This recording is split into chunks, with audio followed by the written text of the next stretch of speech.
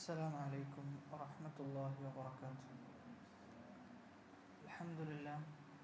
الحمد لله رب العالمين، والصلاة والسلام على رسوله الأمين وعلى آله وصحبه أجمعين، أما بعد فاتقوا الله يا عباد الله.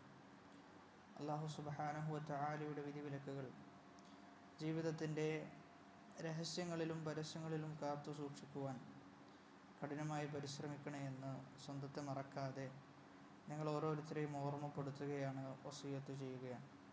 നാഥൻ അനുഗ്രഹിക്കുമാറാകട്ടെ. സൂറത്തു അൽ മസദാണ് ഇനി വിശദീകരിക്കാനുള്ളത്. കഴിഞ്ഞ ക്ലാസ്സിൽ നമ്മൾ വിശദീകരിച്ചത് സൂറത്തുൽ നസ്റാണ്. അടുത്തത് സൂറത്തുൽ മസദ്. സൂറത്തുൽ മസദ് 603, പേജ് നമ്പർ 603. അൽ മസദ്.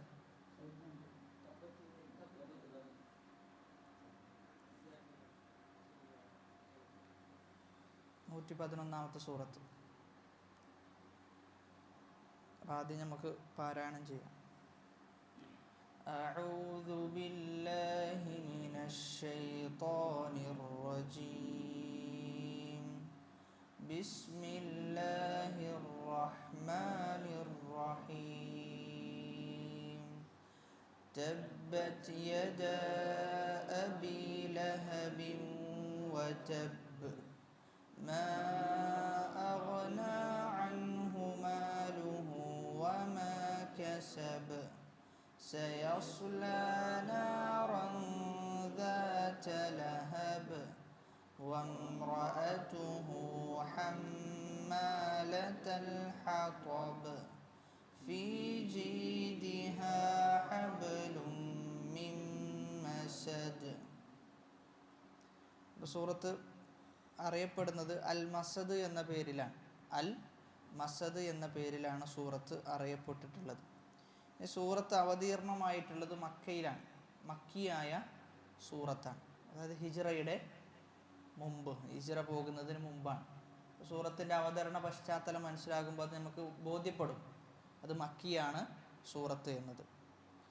സൂറത്തിൻ്റെ മഖാസിദുസ് സൂറ, ഏറ്റവും അടിസ്ഥാനപരമായ ലക്ഷ്യം അൽ ഇഖ്ബാറു അൻ ശഖാഇ അബീ ലഹബിൻ വംറഅതിഹി. അബൂലഹബും അബൂലഹബിൻ്റെ ഭാര്യയും സൗഭാഗ്യത്തിൽ നിന്ന് അള്ളാഹു അകറ്റിയിട്ടുണ്ട് എന്നതിനെ അറിയിക്കാനാണെന്ത് ഈ സൂറത്തിൻ്റെ ഏറ്റവും വലിയ ലക്ഷ്യം. അപ്പോൾ അബൂലഹബിനും അബൂലഹബിൻ്റെ ഭാര്യയ്ക്കും എന്തുണ്ട്? നാശമുണ്ട് എന്ന അറിയിപ്പാണ് ഈ സൂറത്തിലൂടെ അള്ളാഹു നൽകുന്നത്. ഇനി ഈ സൂറത്തിൽ പ്രതിപാദിക്കപ്പെടുന്ന വിഷയങ്ങൾ 3 ഒന്നാമത്തേത് നമ്മളിപ്പോൾ സൂചിപ്പിച്ചതുപോലെ തന്നെ അബൂലഹബിൻ്റെ നാശം. രണ്ടാമത്തേത് അബൂലഹബിൻ്റെ ധനമോ, അബൂലഹബ് എന്തൊക്കെ ദുനിയാവിൽ സമ്പാദിച്ചിട്ടുണ്ടോ അതൊന്നും ചെയ്യൂല, അബൂലഹബിന് യാതൊരു ഉപകാരവും ആഖിറത്തിൽ നേടിക്കൊടുക്കുകയില്ല. മൂന്നാമത്തേത് അബൂലഹബിൻ്റെ ഭാര്യക്കുള്ള താക്കീതാണ്. അബൂലഹബിൻ്റെ ഭാര്യ എന്താണ്?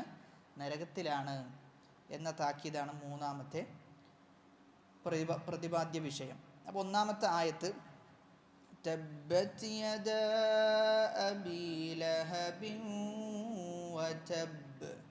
തബ്ബത് യദാ അബീ ലഹബിൻ വതബ്ബ്. തബ്ബത് യദാ അബീ ലഹബിൻ വതബ്ബ്. തബ്ബത്ത്, തബ്ബ എന്ന് പറഞ്ഞു കഴിഞ്ഞാൽ ഹലക്ക എന്നാണ്, നശിക്കട്ടെ എന്നാണ്. ഹലക്ക എന്ന് പറഞ്ഞു കഴിഞ്ഞാൽ നശിച്ചു. അപ്പം തബ്ബത്ത് നശിച്ചു എന്നാണ്. തബ്ബത്ത് എന്ന് പറഞ്ഞാൽ നശിച്ചു, നശിക്കട്ടെ. എന്താണ് നശിക്കേണ്ടത്? യദാ. അപ്പോൾ യദുൻ എന്ന് പറഞ്ഞു കഴിഞ്ഞാൽ അറബിയിൽ എന്താണ്? കൈ എന്നാണ്. അപ്പോൾ യദാ എന്നാണ്. അപ്പോൾ അറബിയിൽ ഏതൊരു കാര്യത്തെയും മുസന്ന 2 കൊണ്ടുവരണമെങ്കിൽ അവസാനം അലിഫും നൂനും ചേർത്ത് കൊടുത്താൽ മതി. ഇപ്പോൾ കലം, 2 പേന എന്ന് പറയണമെങ്കിൽ കലമാനി. അവസാനം ആനി എന്ന റൂട്ടിലേക്ക് കൊണ്ടുവന്നാൽ മതി. ഏത് 2 പുസ്തകമാണെങ്കിലോ കിതാബാനി. ഇനി 2 പെൻസിലാണെങ്കിൽ മിർസമാനി. അപ്പം അങ്ങനെ ചേർത്ത് കൊടുത്താൽ എന്ത് ചെയ്യും? 2 മാറും. അതിനാണ് മുസന്ന എന്ന് പറയാം. അപ്പോൾ ഇവിടെയും അതേപോലെയാണ്. യദാനി എന്നാണ്, യദാ നീ എന്നാണ് പറയാം. പക്ഷെ അവിടെ നൂൻ എന്ത് ചെയ്തിട്ടുണ്ട്? കളഞ്ഞിട്ടുണ്ട്. നൂൻ അവിടെ ഇല്ലല്ലോ. ശരിക്കും നൂൻ എന്ത് ചെയ്യണം? വേണം. നൂൻ അവിടെ കളഞ്ഞിട്ടുണ്ട്. അത് വ്യാകരണത്തിൻ്റെ നിയമമാണ്, നഹവുമായി ബന്ധപ്പെട്ട നിയമം കാരണത്താലാണ് നൂന് കളഞ്ഞിട്ടുള്ളത്. അപ്പോൾ തബ്ബത്ത് നശിക്കട്ടെ യഥാ ഇരു കൈകളും, ആരുടെ? അബി ലഹബ്, അബൂലഹബിൻ്റെ ഇരു കൈകളും നശിക്കട്ടെ. അപ്പോൾ ആദ്യത്തെ ആ തബ്ബത്ത് കൊണ്ട് ഉദ്ദേശിക്കുന്നത് പ്രാർത്ഥനയാണ്. ആദ്യത്തെ തബ്ബത്ത് കൊണ്ട് ഉദ്ദേശിക്കുന്നത് പ്രാർത്ഥന. രണ്ടാമത്തേതോ തബ്ബത്ത് യദാ അബീ ലഹബിൻ വതബ്ബ, അബൂലഹബും എന്ത് ചെയ്തിട്ടുണ്ട്? നശിച്ചിട്ടുണ്ട് എന്നാണ്. അബൂലഹബും നശിച്ചിട്ടുണ്ട്. അപ്പോൾ അബൂലഹബിൻ്റെ ഇരു കൈകളും നശിക്കട്ടെ, അബൂലഹബ് നശിച്ചിട്ടുമുണ്ട് എന്നാണ് ആയത്തിൻ്റെ സാരം. അപ്പോൾ ആയത്തിൻ്റെ ആദ്യത്തെ ഭാഗത്തിലെ തബ്ബത്ത് എന്ന പ്രയോഗം ദുആ ആണ്, നശിക്കട്ടെ എന്ന പ്രാർത്ഥനയും. അവസാനം വരുന്ന തബ്ബ എന്നത് ഇഖ്ബാറാണ്, സ്റ്റേറ്റ്മെൻറ്റാണ്. അബൂലഹബ് എന്ത് ചെയ്യട്ടെ? നശിക്കട്ടെ എന്ന സ്റ്റേറ്റ്മെൻറ്റാണ് അവിടെ ഉദ്ദേശിക്കുന്നത്. അപ്പോൾ ഈ സൂറത്ത് അവതരിക്കപ്പെടാൻ ഒരു പശ്ചാത്തലമുണ്ട്. അല്ലാഹു സുബ്ഹാനഹു വ തആല റസൂലിനോട് പറയുന്നുണ്ട്, വ അൻദിർ അശീറതകൽ അഖ്റബീൻ, നിൻ്റെ അടുത്തുള്ള ആളുകളോട് എന്ത് ചെയ്യണം? നിൻ്റെ കുടുംബക്കാരോട് നീ ഈ സത്യത്തിൻ്റെ സന്ദേശം എത്തിച്ചു കൊടുക്കണം എന്ന് പറയുകയും റസൂലുള്ളാഹി സ്വല്ലല്ലാഹു അലൈഹി വസല്ലമ ഒരു മലയുടെ മുകളിൽ കയറിക്കൊണ്ട് ഉറക്ക വിളിച്ചു പറയുകയാണ്, യാ സ്വബാഹ ഫജ്തമഅത് ഇലൈഹി ഖുറൈശ്, ഉറക്ക വിളിച്ചു പറയുന്നു. എല്ലാ ഖുറൈശികളും എന്ത് ചെയ്യുന്നു? നബി സ്വല്ലല്ലാഹു അലൈഹി വസല്ലമയുടെ അടുക്കലേക്ക് വരുന്നു. എന്നിട്ട് നബി ചോദിക്കുന്നുണ്ട്, ഈ കാണുന്ന മലഞ്ചെരുവിൽ നിന്ന് ശത്രുക്കൾ നിങ്ങളുടെ അടുക്കലേക്ക് വരുന്നുണ്ട് എന്ന് ഞാൻ പറഞ്ഞു കഴിഞ്ഞാൽ അകുന്തും തുസദ്ദിഖൂനി, നിങ്ങൾ എന്നെ സത്യപ്പെടുത്തുമോ എന്ന് ചോദിക്കാൻ. ആ സമയത്ത് അവരെല്ലാവരും ഒന്നടങ്കം പറഞ്ഞു, എന്ത്? നഅം, ഞങ്ങൾ സത്യപ്പെടുത്തും. നബി സല്ലല്ലാഹു അലൈഹി വസല്ലം ചോദിക്കാൻ, ഒരു ശത്രു വരുന്നുണ്ട് എന്ന് പറഞ്ഞാൽ നിങ്ങൾ വിശ്വസിക്കോ? വൈകുന്നേരം ഒരു ശത്രു വരുന്നുണ്ട്, ഇവിടെ രാവിലെ ഒരു ശത്രു വരും എന്നൊക്കെ പറഞ്ഞു കഴിഞ്ഞാൽ നിങ്ങൾ വിശ്വസിക്കുമോ എന്ന് ചോദിക്കുമ്പോൾ ഒരു സംശയത്തിനും ഇടമില്ലാത്ത വിധം എന്ത് ചെയ്തു? അവർ പറഞ്ഞു, ഞങ്ങൾ വിശ്വസിക്കുന്നു. എന്നിട്ട് നബി പറഞ്ഞു കൊടുക്കാൻ, ഫഇന്നി നദീറുൽ ലക്കും ബൈന യദൈ അദാബിൻ ഷദീദ്, ഒരു കഠിനമായ ശിക്ഷ വരാൻ പോകുന്നുണ്ട്.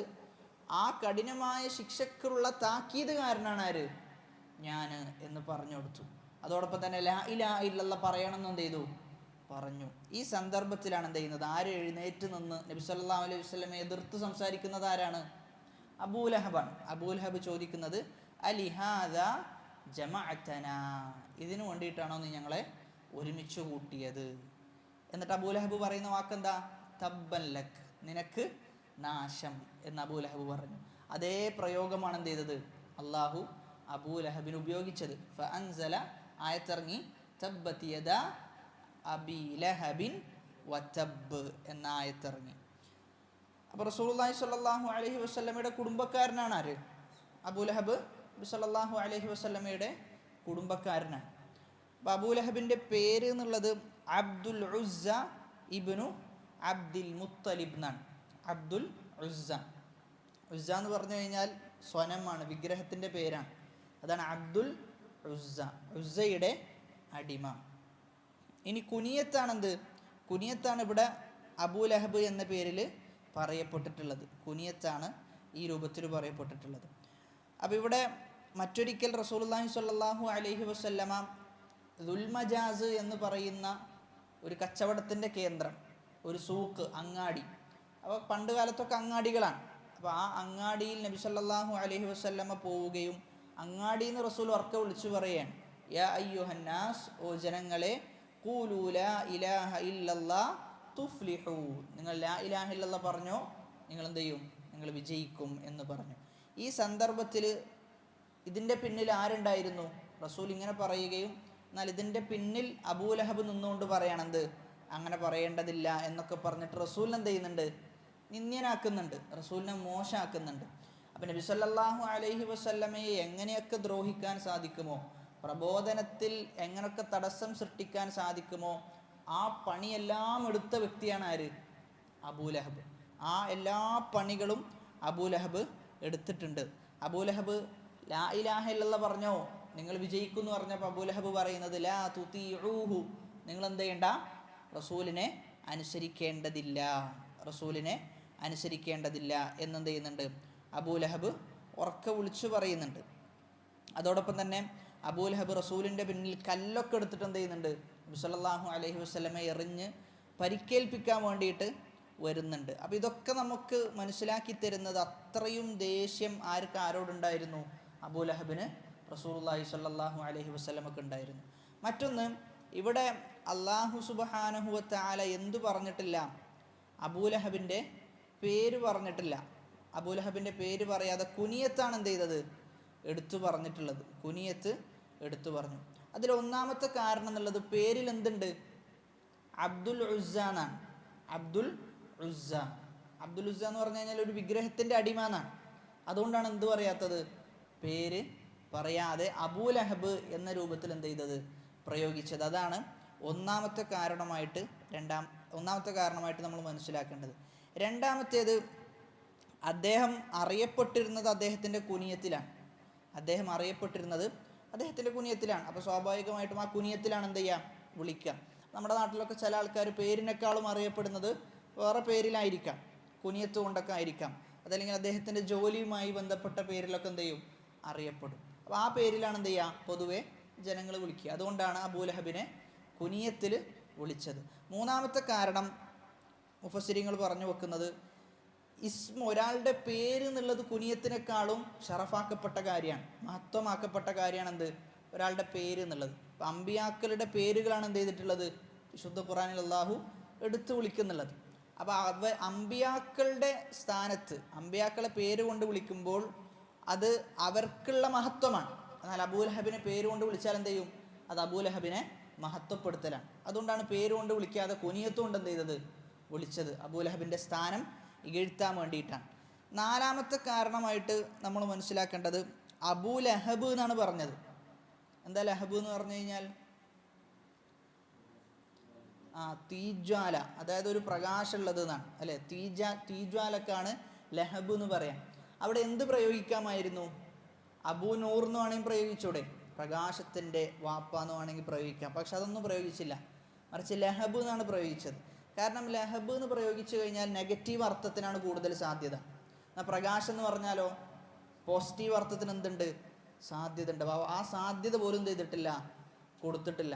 മറിച്ച് ലഹബ്, അപ്പോൾ ലഹബ് ഏതുമായിട്ടാണ് സാദൃശ്യം, നരകവുമായിട്ടാണ് സാദൃശ്യം. അതുകൊണ്ടാണ് അബൂ ലഹബ് എന്നെന്ത് ചെയ്തത്, പ്രയോഗിച്ചത്. അങ്ങനെയുള്ള ഒരാൾ, ആ ഒരാളുടെ കൈ എന്ത് ചെയ്യട്ടെ, നശിച്ചു പോകട്ടെ, അദ്ദേഹവും നശിക്കട്ടെ, അദ്ദേഹവും നശിച്ചിരിക്കുന്നു എന്നതാണ് ഒന്നാമത്തെ ആയത്തിൻ്റെ ആശയമായിട്ട് നമ്മൾ മനസ്സിലാക്കേണ്ടത്.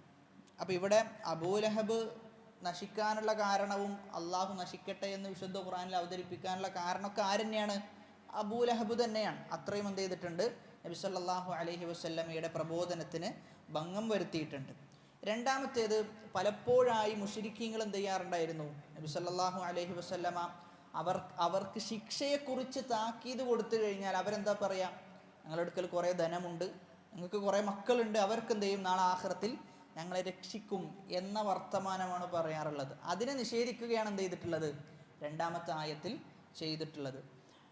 മാ അഗ്നാ അൻഹു മാലുഹു വമാ കസബ്, മാ അഗ്നാ അൻഹു മാലുഹു വമാ കസബ്, മാ അഗ്നാ അൻഹു മാലുഹു വമാ കസബ്.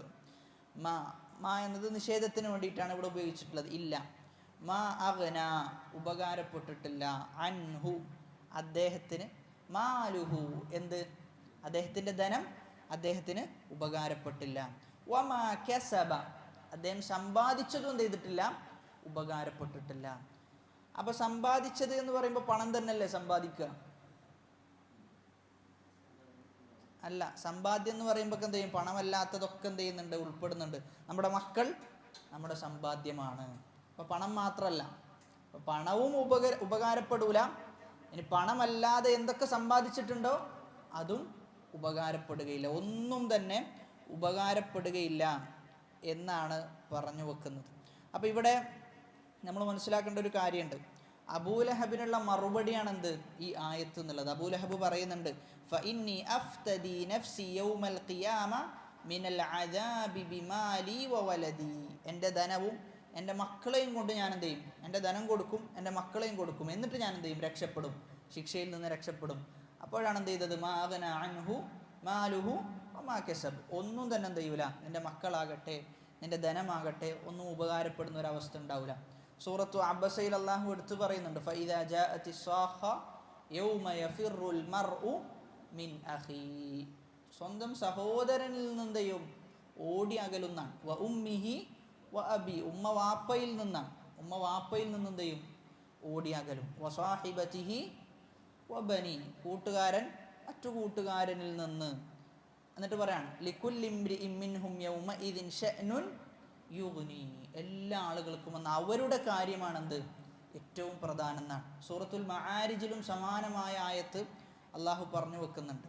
അപ്പോൾ മനസ്സിലാക്കേണ്ടത്, അവിടെ എത്തിക്കഴിഞ്ഞാൽ നമുക്ക് ഉപകാരപ്പെടുക എന്തുമാത്രമാണ്, സൽക്കർമ്മങ്ങൾ മാത്രമാണ് ഉപകാരപ്പെടുക. നമ്മൾ ചെയ്തു വെച്ച നന്മകൾ എന്തോ അത് മാത്രമായിരിക്കും നമ്മുടെ കെസ്ബ്, നമ്മുടെ സമ്പാദ്യം. അതല്ലാത്ത ഒന്നും ആഖിറത്തിൽ നാളെ നമുക്കുണ്ടാവുകയില്ല.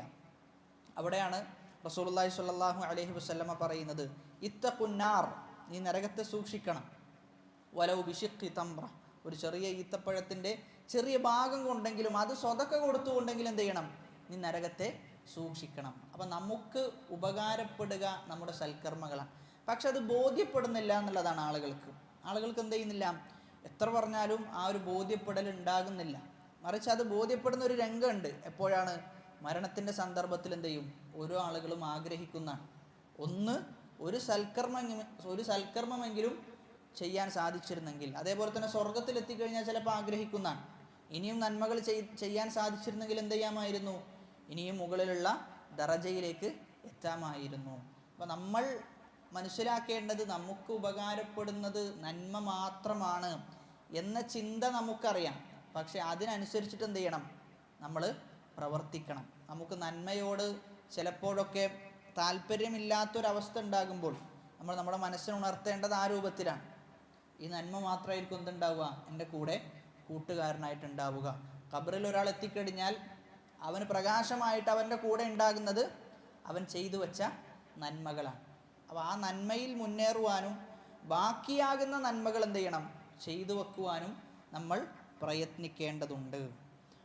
മറ്റൊന്ന്, ഈ ആയത്തുമായി ബന്ധപ്പെട്ട് നമ്മൾ മനസ്സിലാക്കേണ്ട ഒരു വിഷയം എന്നുള്ളത്, അബൂലഹബ് നശിച്ചു. അബൂലഹബ് എന്ത് ചെയ്തിട്ടുണ്ട്, അബൂലഹബിന് നാശം ലഭിച്ചിട്ടുണ്ട്. അബൂലഹബ് ദുനിയാവിൽ എന്തൊക്കെ ഉണ്ടാക്കിയിട്ടുണ്ടോ അതും എന്ത് ചെയ്യൂല, അബൂലഹബിന് ഉപകരിക്കൂല. അപ്പോൾ എല്ലാ രൂപത്തിലും അബൂലഹബിന് എന്ത് സംഭവിച്ചു, നാശം സംഭവിച്ചു എന്നതിനെ സ്ഥിരപ്പെടുത്തുകയാണ് രണ്ടാമത്തെ ആയത്തിലൂടെ ചെയ്തിട്ടുള്ളത്.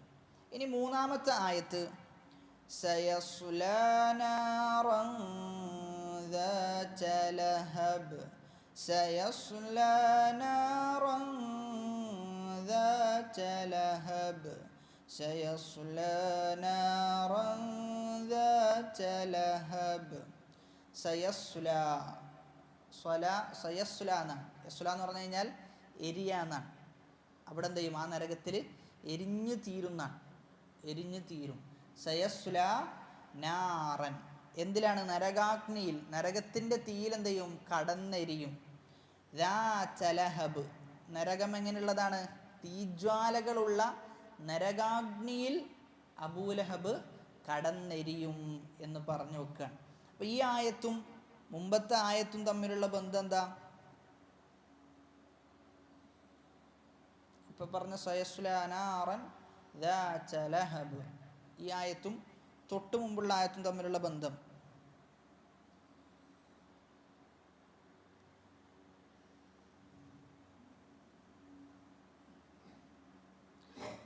അത് കഴിഞ്ഞ രണ്ട് ആയത്തുകളിലും പറഞ്ഞു വെക്കുന്നത് അബൂലഹബിൻ്റെ ആ സന്ദർഭത്തിലുള്ള അവസ്ഥയെക്കുറിച്ചാണ് പറയുന്നത്. കഴിഞ്ഞു പോയ അവസ്ഥയാണ്. അബൂലഹബ് നശിച്ചിട്ടുണ്ട്, ഒന്നും ഉപകാരപ്പെട്ടിട്ടുമില്ല. മൂന്നാമത്തെ ആയത്തിൽ പറയുന്നത് വരാനിരിക്കുന്ന അബൂലഹബിൻ്റെ അവസ്ഥയാണ്. വരാനിരിക്കുന്ന അവസ്ഥ എന്താണ്, അബൂലഹബിന് നാശം വിതക്കുന്നതാണ്. അപ്പോൾ ആദ്യത്തെ രണ്ടായത്തിലും മാലിയിലുള്ള അവസ്ഥയാണ് പറഞ്ഞത്, കഴിഞ്ഞു പോയ കാലത്തെ അബൂലഹബിൻ്റെ അവസ്ഥ. ഇനി ഫ്യൂച്ചറിൽ, ഭാവിയിൽ എന്തായിരിക്കും അവസ്ഥ എന്നതാണ് മൂന്നാമത്തെ ആയത്തിൽ അള്ളാഹു സ്ഥിരപ്പെടുത്തുന്നത്. അപ്പോൾ നരകത്തെക്കുറിച്ച് പറയുന്നിടത്തൊക്കെ അള്ളാഹു സുബ്ഹാനഹു വ തആല പറഞ്ഞു വെക്കുന്നുണ്ട്, ഫഅൻദർതുകും നാറൻ തലല്ലാ ലാ യസ്ലാഹാ ഇല്ലൽ അഷ്ഖാ. ഷഖിയായ ദൗർഭാഗ്യവാനല്ലാത്ത ഒരാളും എന്ത് ചെയ്യൂല, ആ നരകത്തിൽ കടന്നെരിയുകയില്ല. അപ്പോൾ അവിടെ നരകത്തിലാണ് അബൂജഹൽ എന്ന് എന്ത് ചെയ്തു, അള്ളാഹു സ്ഥിരപ്പെടുത്തി പറഞ്ഞു എന്നാണ്. അബൂജഹൽ നരകത്തിലാണ്. ഈ അബൂജഹൽ അല്ല, അബൂലഹബ്. ഈ ആയത്ത് ഖുർആനിൻ്റെ മുഅ്ജിസത്താണ്. ഈ ആയത്ത് എന്നല്ല, ഈ സൂറത്ത് മൊത്തം എന്താണ്, ഖുർആനിൻ്റെ മുഅ്ജിസത്താണ്. എങ്ങനെയാണ് ഖുർആനിൻ്റെ മുഅ്ജിസത്താവുക?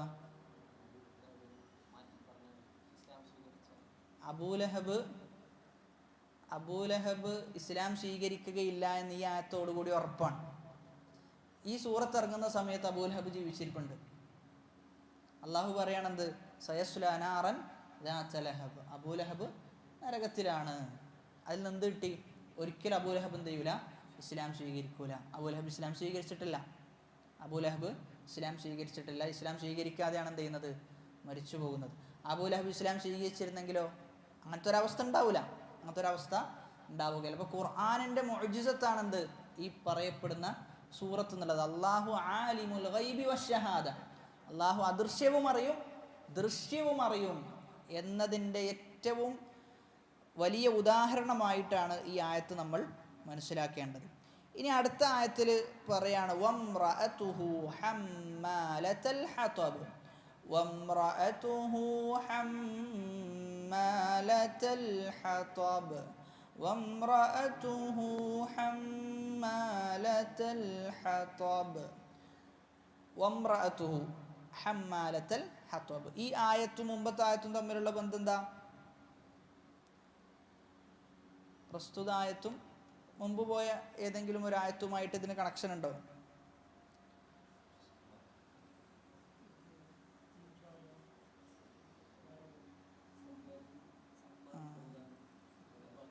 അപ്പോൾ അവിടെ നമ്മൾ മനസ്സിലാക്കേണ്ട ഒരു വിഷയം എന്നുള്ളത്, ഈ ആയത്തും മുമ്പത്തെ ആയത്തും തമ്മിലുള്ള ബന്ധം, അബൂലഹബിനെ തിന്മയിൽ സഹായിച്ചിരുന്ന ആളാണ് ആര്?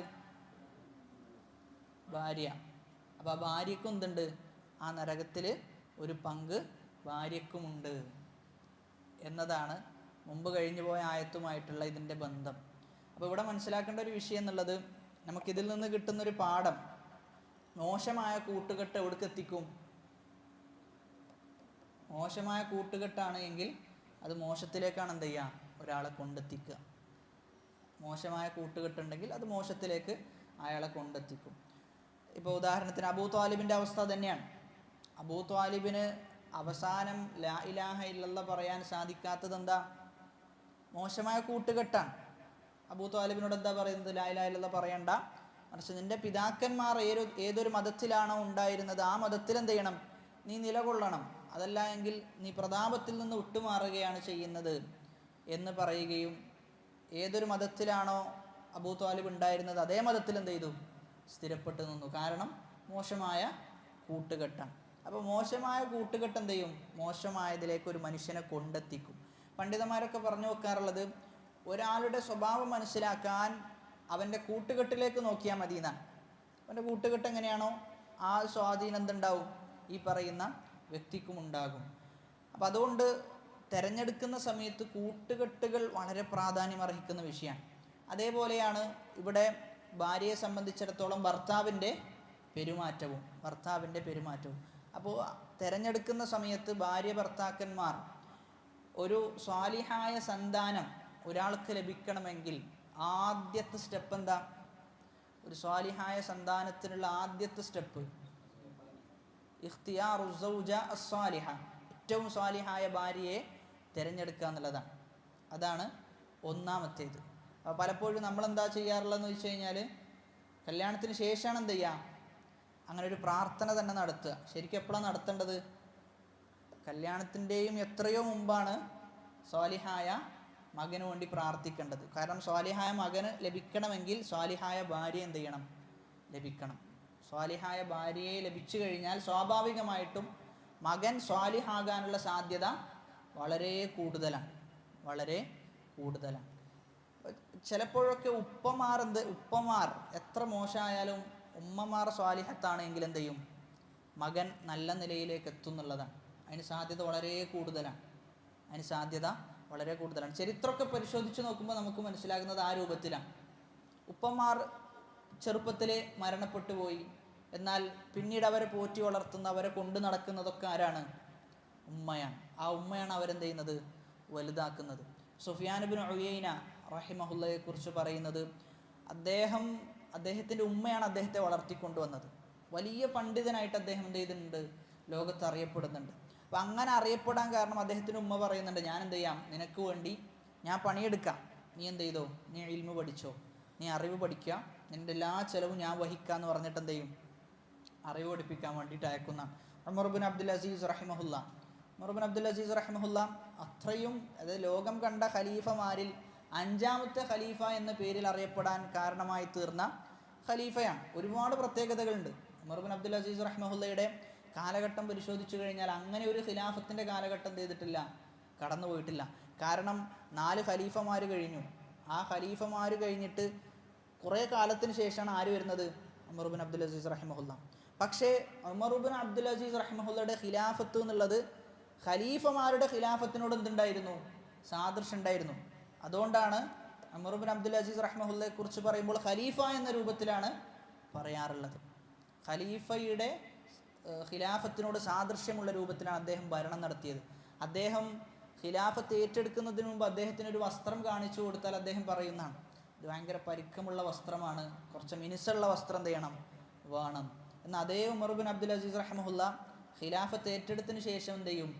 പരുക്കമുള്ള വസ്ത്രം ധരിച്ചിട്ടായിരുന്നു അദ്ദേഹം നടന്നിരുന്നത് എന്നാണ്. മിനുസമുള്ള വസ്ത്രം ചെയ്തിട്ടില്ല, ഖിലാഫത്തിന് ശേഷം അദ്ദേഹം ധരിച്ചിട്ടില്ല. അദ്ദേഹത്തിൻ്റെ കുടുംബക്കാരിൽപ്പെട്ട ചില ആളുകൾ എന്തുണ്ടായിരുന്നു? ഭരണത്തിൽ നിന്ന്, ബൈത്തുൽ മാലിൽ നിന്ന് പണം സ്വീകരിക്കുന്ന ഒരവസ്ഥ ഉണ്ടായിരുന്നു. ഖലീഫയെ സംബന്ധിച്ചിടത്തോളം അത് അനുവദനീയമാണ്.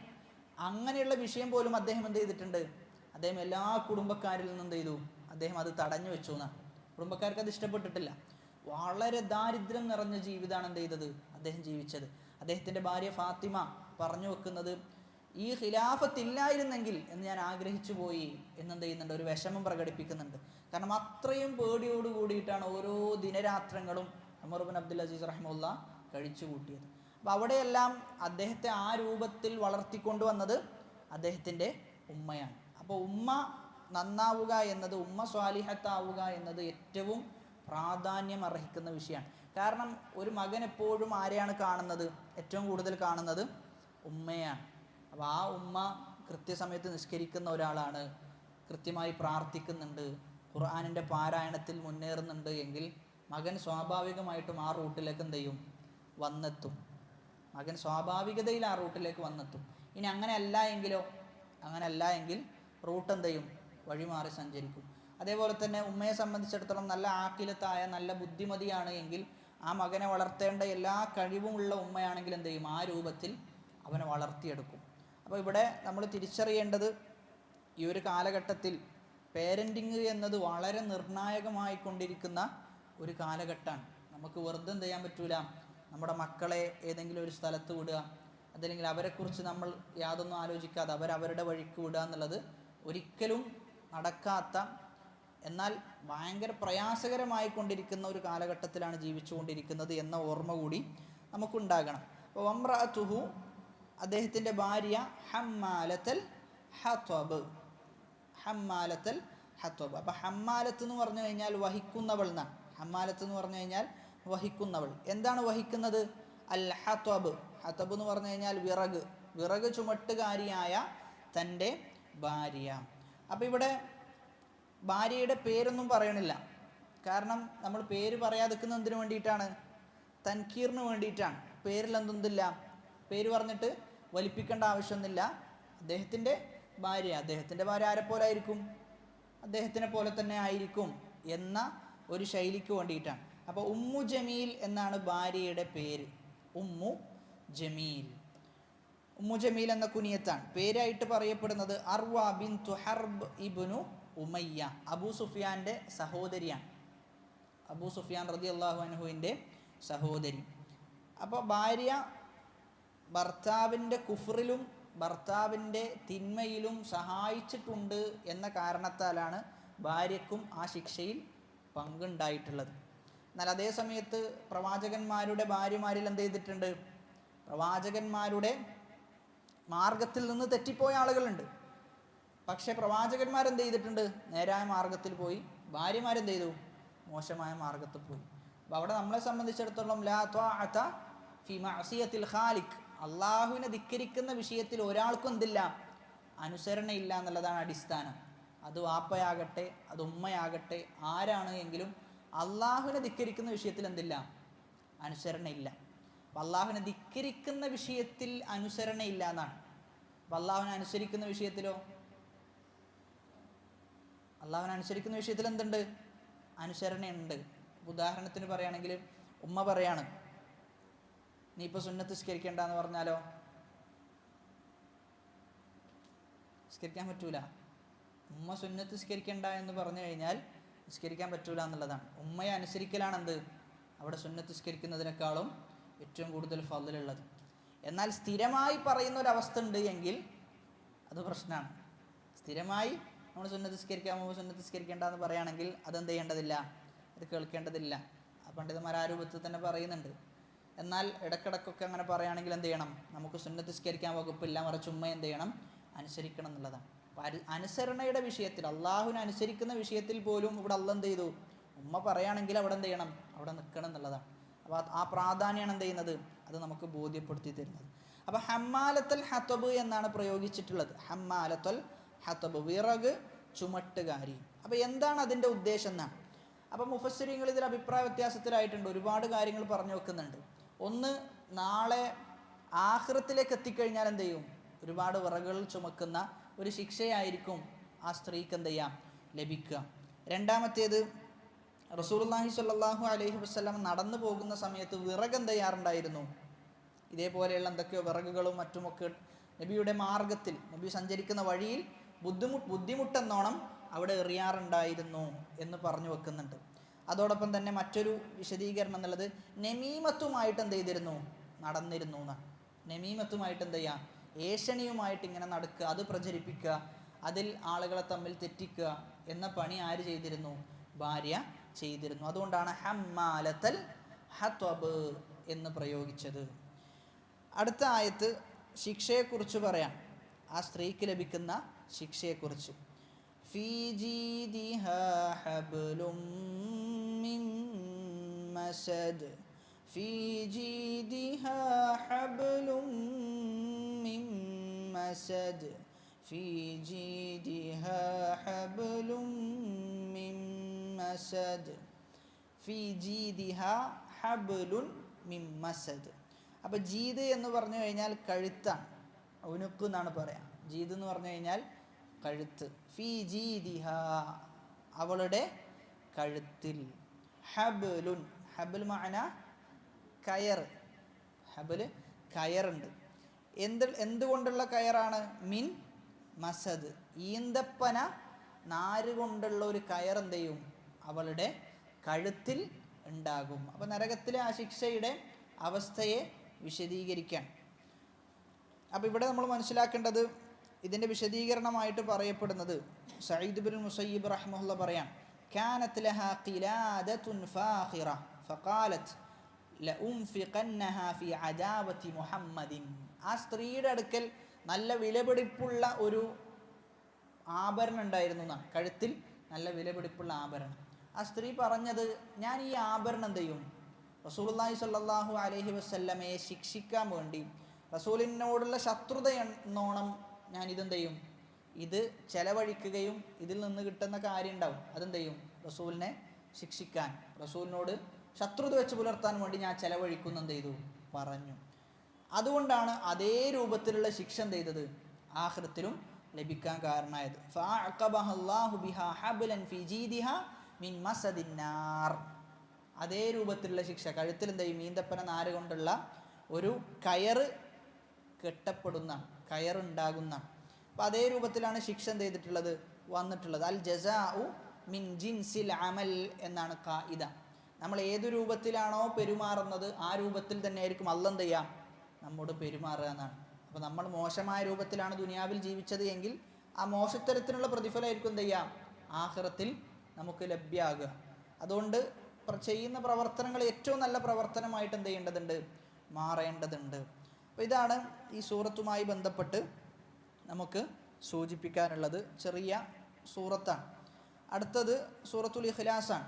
സൂറത്തുൽ ഇഖ്ലാസും സൂറത്തുൽ ഫലഖും സൂറത്തുൻ നാസും. ഈ സൂറത്ത് കുറച്ച് സമയമെടുത്ത് വിശദീകരിക്കേണ്ട സൂറത്തുകളാണ്. നമ്മളെപ്പോഴും പാരായണം ചെയ്യുന്ന സൂറത്തായതുകൊണ്ട് തന്നെ അതിൻ്റെ ഉള്ളിൽ അടങ്ങിയിട്ടുള്ള ഒരുപാട് ആശയങ്ങളുണ്ട്. വിപുലമായ ആശയങ്ങൾ അടങ്ങിയിട്ടുള്ള 3 സൂറത്തുകളാണ്. ഒരുപാട് പ്രത്യേകതകൾ ഈ 3 സൂറത്തിനും പറയപ്പെട്ടിട്ടുണ്ട് എന്നുള്ളതുകൊണ്ട് ഇൻഷാ അല്ലാഹ് അടുത്ത ക്ലാസ്സുകളിലായിട്ട് നമുക്ക് വിശദീകരിക്കാം എന്നാണ് വിചാരിക്കുന്നത്. അപ്പോൾ ഈ സൂറത്ത് അവസാനിച്ചു. നമുക്ക് കുറച്ചൊരു ചോദ്യങ്ങൾ എന്ത് ചെയ്യാം, ചോദിക്കാം. വെറുതെ ഒരു ചോദ്യം നമുക്ക് ചോദിച്ചു നോക്കാം. അപ്പോൾ ഒന്നാമത്തെ ചോദ്യം അറിയുന്ന ആൾ കൈവക്കി പറഞ്ഞാൽ മതി. ഏറ്റവും കൂടുതൽ ആരാ പറയുന്നത് നമുക്ക് നോക്കാം ഇൻഷാ അല്ലാഹ്. അപ്പോൾ ഒന്നാമത്തെ ചോദ്യം, തബ്ബത്ത് എന്നതിൻ്റെ അർത്ഥം ആദ്യം കൈവക്കണം. നാശം, നശിക്കട്ടെ എന്നാണ്. നാശം, നശിക്കട്ടെ. ഒന്നാമത്തെ തബ്ബത്തിൻ്റെ അർത്ഥം നശിക്കട്ടെ, രണ്ടാമത്തത് നശിച്ചിരിക്കുന്നു എന്നാണ്. രണ്ടാമത്തെ ചോദ്യം, അബൂലഹബിൻ്റെ പേര് അവിടെ കൈവക്കി. അബ്ദുൽ ഉസ്സ. അഹ്സൻത്, അബ്ദുൽ ഉസ്സ. ലഹബ് എന്നതിൻ്റെ അർത്ഥം, അബൂലഹബ് തീജ്വാല, തീജ്വാല എന്നാണ്.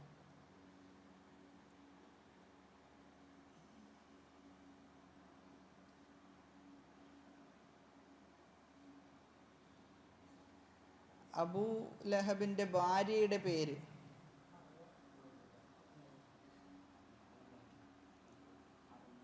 അർവ ബിൻത് ഹസ്ബ് ബിൻ ഉമയ്യ. അർവ. അഹ്സൻത്, ബാറക്കല്ലാഹ്. ജീദിഹ എന്ന് പറഞ്ഞിരുന്നു. ജീദിഹ അർത്ഥം കഴുത്താണ്. ജീദിഹ എന്ന് പറഞ്ഞു കഴിഞ്ഞാൽ കഴുത്ത്. അവളുടെ കഴുത്ത്. ജീദിഹ അവളുടെ കഴുത്ത്. മസദ്, ഈന്തപ്പന നാര് എന്നുള്ളതാണ് മസദിൻ്റെ അർത്ഥം. അപ്പോൾ ആ സൂറത്തിൽ ചില വാക്കുകൾ കുറച്ച് കട്ടിയുള്ള വാക്കുകളാണ്. ഒന്ന് തബ്ബത്ത് എന്ന വാക്കാണ്, നശിച്ചു എന്നാണ്. രണ്ടാമത്തേത് നമ്മൾ ശ്രദ്ധിക്കേണ്ട വാക്ക് എന്നുള്ളത് ജീദിഹ എന്നുള്ളതാണ്. ജീദിഹ എന്നുള്ള വാക്കാണ്. പിന്നെ മസദ് എന്നത്. പിന്നെ ഹമ്മാലത്തുൽ ഹത്തബ് നമുക്ക് ആശയം എന്ത് ചെയ്യും, കിട്ടും. അപ്പോൾ ഖുർആനിൽ നമ്മളൊരു സൂറത്ത് പഠിച്ചു കഴിഞ്ഞാൽ നമ്മൾ ശ്രദ്ധിക്കേണ്ട ഒരു വിഷയമാണ് അതിലെ വാക്കുകൾ എന്ത് ചെയ്യണം. എല്ലാ വാക്കുകളും പഠിക്കണം എന്നില്ല, പ്രത്യേകമായ ചില വാക്കുകൾ എന്ത് ചെയ്യണം, പഠിച്ചു വെക്കണം. കാരണം ആവർത്തിക്കപ്പെടാതെ വാക്കുകൾ എന്ത് ചെയ്യാറുണ്ട്, വരാറുണ്ട്. ഇപ്പം മാഗന അൻഹുമാലുഹു മാ കസബ് എന്നുള്ളതൊക്കെ ആവർത്തിക്കപ്പെട്ട് വന്ന വാക്കുകളാണ്. ബാക്കിയുള്ളതൊക്കെ ആവർത്തിക്കപ്പെടാതെ വന്ന വാക്കുകളാണ്. അതിൻ്റെയൊക്കെ ആശയവും അർത്ഥവും പഠിച്ചു വെച്ച് കഴിഞ്ഞാൽ എന്ത് ചെയ്യും, ഉപകാരപ്പെടും. തഫ്സീർ പഠിക്കുന്ന രംഗത്ത് ആദ്യമായി നമ്മൾ പഠിക്കേണ്ട വിഷയമാണ് എന്ത്, ഇത്തരം വാക്കുകൾ പഠിച്ചു വെക്കുക എന്നുള്ളത്. എല്ലാ വാക്കുകളുടെയും അർത്ഥം പഠിച്ചു വെക്കുക എന്നുള്ളത് എന്ത് ചെയ്യൂല, എന്തായാലും നടക്കൂല. അങ്ങനെ പഠിച്ചു വെച്ചാൽ എന്ത് ചെയ്യും, മറക്കും. അത് ഭയങ്കര ബുദ്ധിമുട്ടായി മാറും. പിന്നെ അറബി ഭാഷ എന്ത് ചെയ്യണം, നമുക്ക് കുറച്ചൊക്കെ ഒന്ന് കയ്യിലുണ്ട് എങ്കിൽ ബാക്കിയുള്ളതൊക്കെ എന്ത് ചെയ്യാൻ പറ്റും, നമുക്ക് പൊടി തട്ടിയെടുക്കാനും പറ്റും. പെട്ടെന്ന് അർത്ഥം കിട്ടുന്ന രൂപത്തിലേക്ക് എത്തും. അല്ലാഹു സുബ്ഹാനഹു വതആല കേട്ടതിലുപരി ജീവിതത്തിൽ പ്രാവർത്തികമാക്കുവാനുള്ള തൗഫീഖ് നൽകി അനുഗ്രഹിക്കുമാറാകട്ടെ. വിശുദ്ധ ഖുർആൻ പഠിക്കുകയും അത് കഴിയും വിധം മറ്റുള്ള ആളുകളിലേക്ക് അതിൻ്റെ സന്ദേശം എത്തിച്ചു കൊടുക്കുവാനുമുള്ള തൗഫീഖ് നൽകി അനുഗ്രഹിക്കുമാറാകട്ടെ. നമ്മിൽ നിന്ന് വന്നുപോയ വീഴ്ചകൾ അള്ളാഹു പുറത്തു മാപ്പാക്കി നൽകുമാറാകട്ടെ. ചെറുതും വലുതുമായ എല്ലാ പാപങ്ങൾ അള്ളാഹു പുറത്തു മാപ്പാക്കി നൽകുമാറാകട്ടെ. മരിക്കുന്ന നേരത്ത് ലാ ഇലാഹ ഇല്ലല്ലാ എന്ന കലിമത്തു തൗഹീദ് ഉച്ചരിച്ച് മരിക്കാനുള്ള തൗഫീഖ് നൽകി അനുഗ്രഹിക്കുമാറാകട്ടെ. اللهم اغفر للمؤمنين والمؤمنات والمسلمين والمسلمات الأحياء منهم والأموات إنك مجيب الدعوات ويا قاضي الحاجات. ربنا آتنا في الدنيا حسنة وفي الآخرة حسنة وقنا عذاب النار. آمين آمين برحمتك يا أرحم الراحمين. سبحانك اللهم وبحمدك أشهد أن لا إله إلا أنت أستغفرك وأتوب إليك. والسلام عليكم ورحمة الله وبركاته.